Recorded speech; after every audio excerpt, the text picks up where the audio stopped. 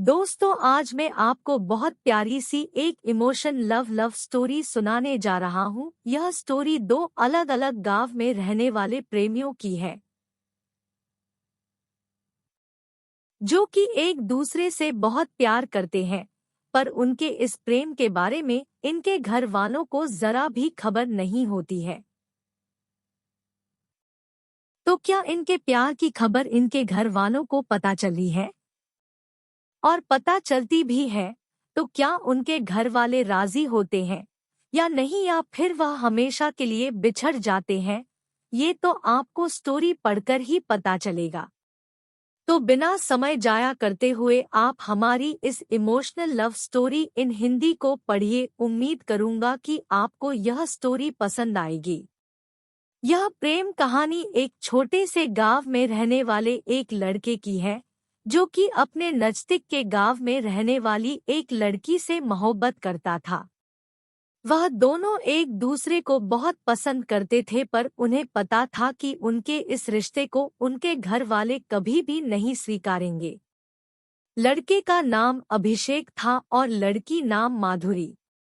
अभिषेक एक छोटे से किसान का बेटा था और माधुरी एक बड़े जमींदार की बेटी थी। दोनों की हैसियत में काफी समानताएं थी, पर वो कहते हैं ना कि प्यार कभी हैसियत देख के नहीं किया जाता। अभिषेक हर रोज शाम 6 बजे माधुरी से मिलने चोरी छुपे उसके गांव जाया करता था। वहां वह तालाब के किनारे बैठकर अपनी शादी के सपने को सच करने की बातें करते रहते थे। Burst emotional love story in Hindi, दिल को भावुक कर देने वाली एक प्रेम कथा।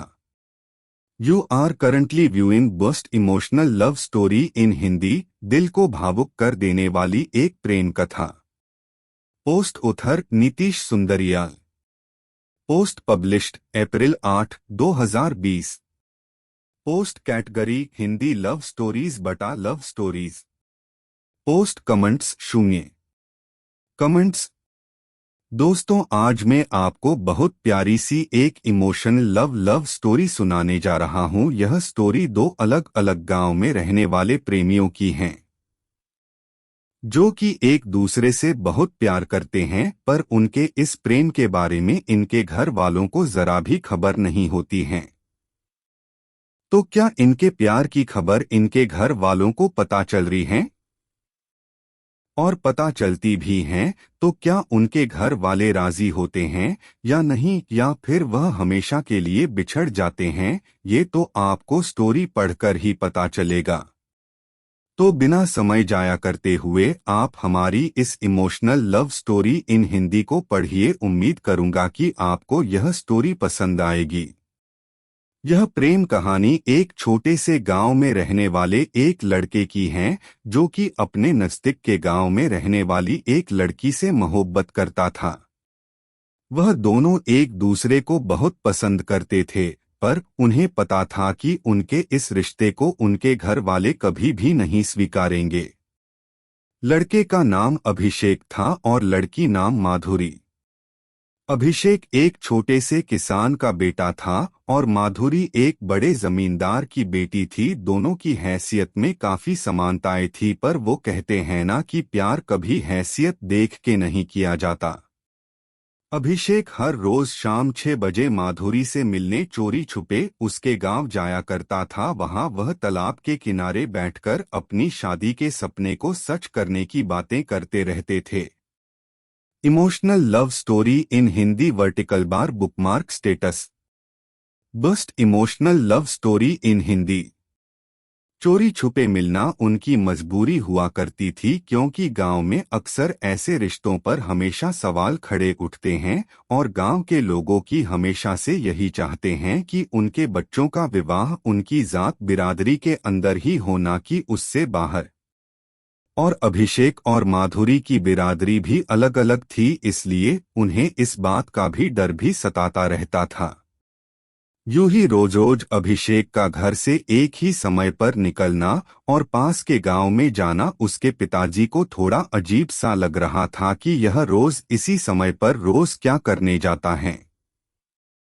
तो एक दिन अपने शक को दूर करने के लिए उसके पिता ने उसका पीछा करने की सोची और उसके पिता ने उसके अगले दिन ही अभिषेक का पीछा किया। जब अभिषेक दूसरे गांव पहुंचा तो उसके पिता ने देखा कि वह तो तुलंग गांव के जमींदार की बेटी माधुरी से मिल रहा है और उसके साथ गले लग रहा था। यह सब देख उसके पिताजी को काफी शर्मिंदगी महसूस हुई और वह वह से चले गए। जैसे ही थोड़े समय बाद जब अभिषेक घर पहुंचा तो उसके पिता ने उससे पूछा कि आज तुम तुलंग गांव में क्या कर रहे थे। तो अभिषेक ने बोला, कुछ नहीं पिताजी, मैं बस अपने दोस्त से मिलने गया था। उसके मुंह से झूठ सुनते ही उसके पिता गुस्से में आकर उसको एक तमाचा लगाया और कहा कि दोस्त से मिलने गए थे या अय्याशी करने गए थे। मैंने तुम्हें आज तुलंग गांव के जमींदार की बेटी के साथ देखा था, क्या कर रहे थे तुम उसके साथ? तुम्हें जरा भी शर्म नहीं आई कि अपने माँ बाप का नाम तुम इस कदर डूबा रहे हो? वो तो शुक्र मनाओ कि मैंने आज तुम्हें देख लिया। अगर गांव का कोई और व्यक्ति देख लेता तो बदनामी तो होती अलग, और उस लड़की के भाई तुम्हारे हाथ पैर तोड़ते वो अलग। Best emotional love story in Hindi, दिल को भावुक कर देने वाली एक प्रेम कथा। You are currently viewing best emotional love story in Hindi, दिल को भावुक कर देने वाली एक प्रेम कथा। Post author Nitish Sundriyal. Post published April 8, 2020। Post category Hindi love stories बटा love stories. Post comments 0 comments. दोस्तों, आज मैं आपको बहुत प्यारी सी एक इमोशन लव स्टोरी सुनाने जा रहा हूँ। यह स्टोरी दो अलग अलग गांव में रहने वाले प्रेमियों की है, जो कि एक दूसरे से बहुत प्यार करते हैं, पर उनके इस प्रेम के बारे में इनके घर वालों को जरा भी खबर नहीं होती है। तो क्या इनके प्यार की खबर इनके घर वालों को पता चली है? और पता चलती भी है तो क्या उनके घर वाले राजी होते हैं या नहीं, या फिर वह हमेशा के लिए बिछड़ जाते हैं? ये तो आपको स्टोरी पढ़कर ही पता चलेगा। तो बिना समय जाया करते हुए आप हमारी इस emotional love story in Hindi को पढ़िए। उम्मीद करूंगा कि आपको यह स्टोरी पसंद आएगी। यह प्रेम कहानी एक छोटे से गांव में रहने वाले एक लड़के की है, जो कि अपने नजदीक के गांव में रहने वाली एक लड़की से मोहब्बत करता था। वह दोनों एक दूसरे को बहुत पसंद करते थे, पर उन्हें पता था कि उनके इस रिश्ते को उनके घर वाले कभी भी नहीं स्वीकारेंगे। लड़के का नाम अभिषेक था और लड़की नाम माधुरी। अभिषेक एक छोटे से किसान का बेटा था और माधुरी एक बड़े जमींदार की बेटी थी। दोनों की हैसियत में काफी समानताएं थी, पर वो कहते हैं ना कि प्यार कभी हैसियत देख के नहीं किया जाता। अभिषेक हर रोज शाम 6 बजे माधुरी से मिलने चोरी छुपे उसके गांव जाया करता था। वहां वह तालाब के किनारे बैठकर अपनी शादी के सपने को सच करने की बातें करते रहते थे। Emotional love story in Hindi vertical bar bookmark status. Best emotional love story in Hindi. चोरी छुपे मिलना उनकी मजबूरी हुआ करती थी, क्योंकि गांव में अक्सर ऐसे रिश्तों पर हमेशा सवाल खड़े उठते हैं और गांव के लोगों की हमेशा से यही चाहते हैं कि उनके बच्चों का विवाह उनकी जात बिरादरी के अंदर ही हो, ना कि उससे बाहर। और अभिषेक और माधुरी की बिरादरी भी अलग अलग थी, इसलिए उन्हें इस बात का भी डर भी सताता रहता था। यूं ही रोज रोज अभिषेक का घर से एक ही समय पर निकलना और पास के गांव में जाना उसके पिताजी को थोड़ा अजीब सा लग रहा था कि यह रोज इसी समय पर रोज क्या करने जाता है। तो एक दिन अपने शक को दूर करने के लिए उसके पिता ने उसका पीछा करने की सोची और उसके पिता ने उसके अगले दिन ही अभिषेक का पीछा किया। जब अभिषेक दूसरे गांव पहुंचा तो उसके पिता ने देखा कि वह तो तुलंग गांव के जमींदार की बेटी माधुरी से मिल रहा है और उसके साथ गले लग रहा था। यह सब देख उसके पिताजी को काफी शर्मिंदगी महसूस हुई और वह से चले गए। जैसे ही थोड़े समय बाद जब अभिषेक घर पहुंचा तो उसके पिता ने उससे पूछा कि आज तुम तुलंग गांव में क्या कर रहे थे। तो अभिषेक ने बोला, कुछ नहीं पिताजी, मैं बस अपने दोस्त से मिलने गया था। उसके मुंह से झूठ सुनते ही उसके पिता गुस्से में आकर उसको एक तमाचा लगाया और कहा कि दोस्त से मिलने गए थे या अय्याशी करने गए थे। मैंने तुम्हें आज तुलंग गांव के जमींदार की बेटी के साथ देखा था। क्या कर रहे थे तुम उसके साथ? तुम्हें जरा भी शर्म नहीं आई कि अपने माँ बाप का नाम तुम इस कदर डूबा रहे हो? वो तो शुक्र मनाओ कि मैंने आज तुम्हें देख लिया। अगर गांव का कोई और व्यक्ति देख लेता तो बदनामी तो होती अलग, और उस लड़की के भाई तुम्हारे हाथ पैर तोड़ते वो अलग। अभिषेक अपनी की गई गलती पर शर्मिंदा होता है और अपने पिता से कहता है कि मुझे माफ कर दीजिए, मेरे से बहुत बड़ी गलती हो गई। मुझे आपको यह बात पहले ही बता देनी चाहिए थी कि मैं माधुरी से बहुत प्यार करता हूँ और मैं उसके बिना एक पल भी नहीं जी सकता। यह सुनते ही उसके पिता उससे कहते हैं कि बेटा देखो, ये बात तुम्हें भी पता है कि वो हमसे हैसियत में कितने बड़े हैं और वो तुम्हारे इस रिश्ते को कभी नहीं स्वीकारेंगे, इसलिए बेहतर यही होगा कि तुम्हें उसे भूल जाओ। अपने पिता की बात सुनकर अभिषेक काफी मायूस हो जाता है और पूरी तरह से टूट जाता है। काफी दिन बीत जाते हैं। अभिषेक और माधुरी एक दूसरे से नहीं मिले होते हैं। माधुरी काफी परेशान होती है कि कुछ दिनों से अभिषेक उससे मिलने क्यों नहीं आ रहा है।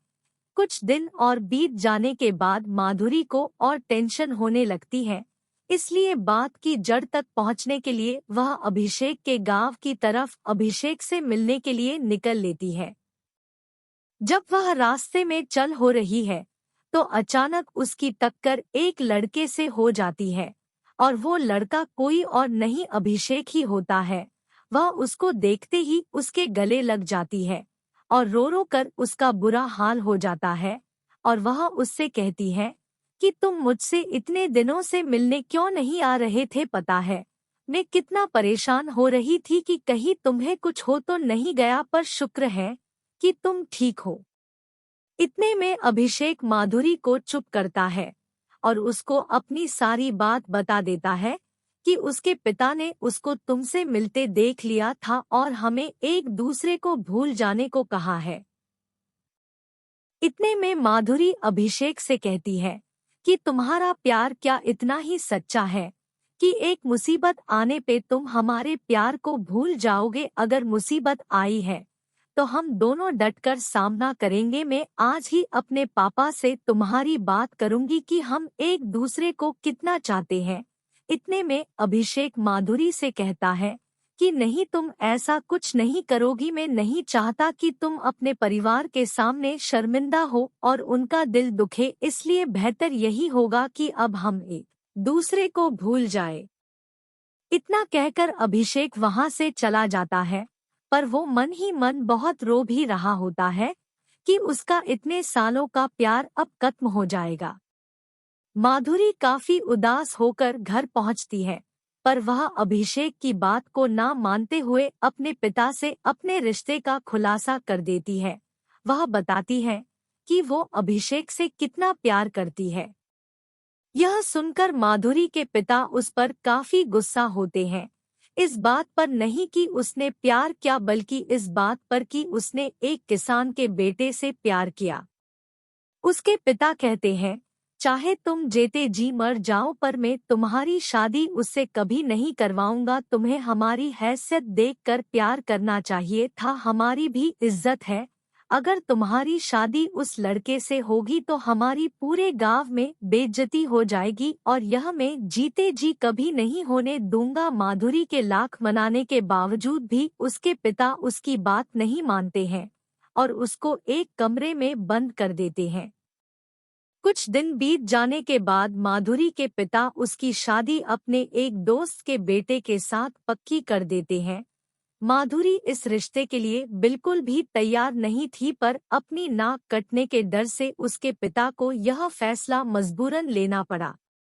माधुरी की शादी की खबर सुनकर अभिषेक को एक झटका लग गया था और वह काफी दुखी हो गया था। माधुरी की शादी को होने में सिर्फ 2 दिन रह गए थे। माधुरी पूरी तरह से टूट चुकी थी, पर माधुरी को ये जरूर पता था कि अभिषेक के दिल में अभी भी उसके लिए प्यार जिंदा है। उसके अगले दिन ही माधुरी ने ठाना कि अगर मैं जिएगी तो अभिषेक के साथ ही और मारेगी भी तो अभिषेक के साथ ही, और इसी इरादे के साथ वह अपने कमरे की खिड़की से भाग गई और सीधा अभिषेक के पास जा पहुंची। जब वह अभिषेक के पास पहुंची तो अभिषेक उसे देखकर बहुत खुश हो गया और वह एक दूसरे को देखते ही देखते गले लग गए।